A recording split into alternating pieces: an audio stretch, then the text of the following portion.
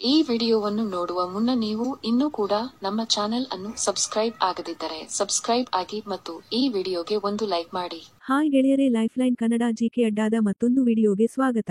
ನನ್ನ ಹೆಸರು ಸೌಮ್ಯ. ಪದವಿಯಲ್ಲಿ ಇರಬೇಕಾದ್ರೆ ನಂಗೆ ಮನೆಯಲ್ಲಿ ಮದುವೆ ಮಾಡಿಬಿಟ್ರು. ನನ್ನ ಪತಿ ರಾಜೇಶ ಸಿಟಿಯವನು ಅಂತ ಒಪ್ಪಿಕೊಂಡು ಖುಷಿಯಿಂದ ಕಲ್ಯಾಣ ಮಾಡಿಕೊಂಡೆ. ರಾಜೇಶ ಒಳ್ಳೆಯವನು, ಆದ್ರೂ ಅವರ ಸಿಟ್ಟಿನಿಂದ ಕೆಲವೊಂದು ಸಾರಿ ಸಾಕಪ್ಪ ಸಾಕು ಎನಿಸುತ್ತದೆ. ಇದೇ ಕಾರಣಕ್ಕೆ ನನ್ನ ಜೀವನದಲ್ಲಿ ನಡೆಯಬಾರದ ಘಟನೆಯೊಂದು ನಡೆದು ಹೋಯ್ತು. ಆ ಬಗ್ಗೆ ಇವತ್ತು ಹೇಳುತ್ತೇನೆ. ಕಲ್ಯಾಣ ಬಳಿಕ ನನ್ನ ಪತಿ ನಂಗೆ ತುಂಬಾ ಚೆನ್ನಾಗಿ ನೋಡಿಕೊಳ್ಳುತ್ತಾ ಇದ್ರು. ಆದರೆ ಅದೊಂದು ಅವರ ತಪ್ಪಿನಿಂದ ಬ್ಯುಸಿನೆಸ್ ಎಲ್ಲ ಹಾಳಾಗಿ ಮೈಮೇಲೆ ಸಾಲವನ್ನು ಎಳೆದುಕೊಂಡಿದ್ರು. ಹೀಗಾಗಿ ಮನೆಯಲ್ಲಿ ಕೆಲಸದ ಸಿಟ್ಟನ್ನು ನನ್ನ ಮೇಲೆ ತಂದು ಹಾಕತ್ತಾ ಇದ್ರು. ಇದರಿಂದ ನಮ್ಮ ಖುಷಿ ಎಲ್ಲ ಹಾಳಾಗಿ ಹೋಗಿತ್ತು. ಏಕಾಂತ ಅನ್ನೋದು ಅಪರೂಪ ಆಗಿ ಹೋಯ್ತು. ಕೆಲವೊಮ್ಮೆ ನಾನೇ ಹಸಿವು ತಾಳದೆ ಕೈಗೆ ಕೆಲಸ ಕೊಟ್ಟು ಸಮಾಧಾನ ಮಾಡಿಕೊಳ್ಳುತ್ತಾ ಇದ್ದೆ. ದಿನೇ ದಿನೇ ಅವರ ಕಿರಿಕಿರಿ ಹೆಚ್ಚಾಯ್ತು. ನಾನು ಇದನ್ನೆಲ್ಲ ಸಹಿಸಿಕೊಂಡು ಹೋಗುತ್ತಾ ಇದ್ದೆ.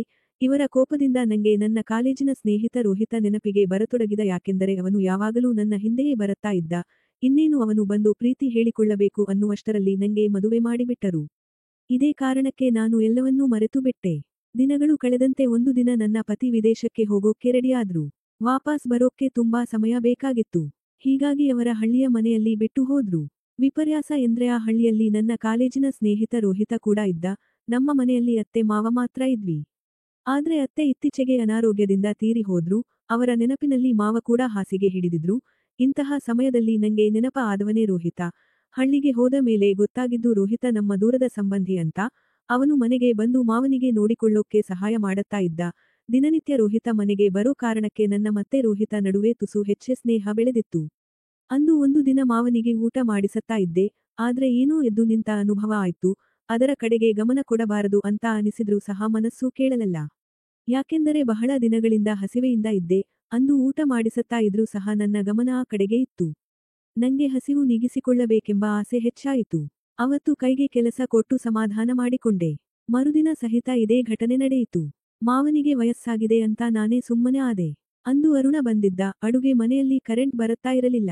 ಅದನ್ನು ಸರಿ ಮಾಡು ಅಂತ ಹೇಳಿದೆ. ಅವನು ಕೆಲಸ ಮಾಡುತ್ತಾ ಇದ್ದಾಗ ಅದನ್ನು ನೋಡಿದೆ. ಮೊದಲೇ ಹಸಿವು ತಾಳದೆ ಬೆಂಡಾಗಿದ್ದ ನಾನು ಮತ್ತಷ್ಟು ತಲೆ ಕೆಟ್ಟ ಹಾಗೆ ಆಯಿತು. ಗಂಡನ ನೆನಪಾಗಿ ಅಳ್ತೊಡಗಿದೆ. ಪೂರ್ಣವಿರಾಮ. ರೋಹಿತ ಏಕಾಏಕಿ ನನ್ನ ಬಳಿ ಬಂದು ಏನಾಯ್ತು ಅಂತ ಕೇಳಿದ. ಏನಿಲ್ಲ ಬಿಡು ಅಂದೆ. ಆಮೇಲೆ ಅವನಿಗೆ ನಾಷ್ಟಾ ಹಾಕಿ ಕೊಟ್ಟೆ.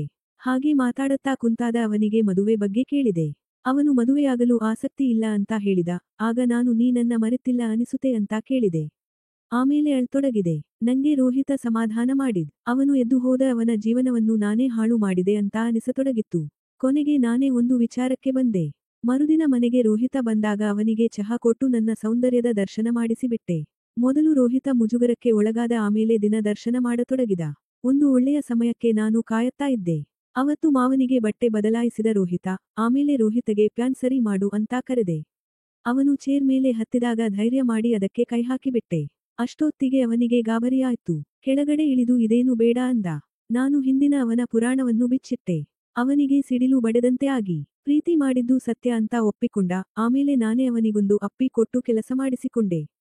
ಕೆಲಸ ಮುಗಿಸಿ ಆಮೇಲೆ ಇವಾಗ ಹೇಗೆ ಇದೀಯಾ ಅಂತ ಹೇಳಿದ. ನಾನು ಇವಾಗ ಖುಷಿಯಾಗಿ ಇದ್ದೇನೆ ಅಂದೆ.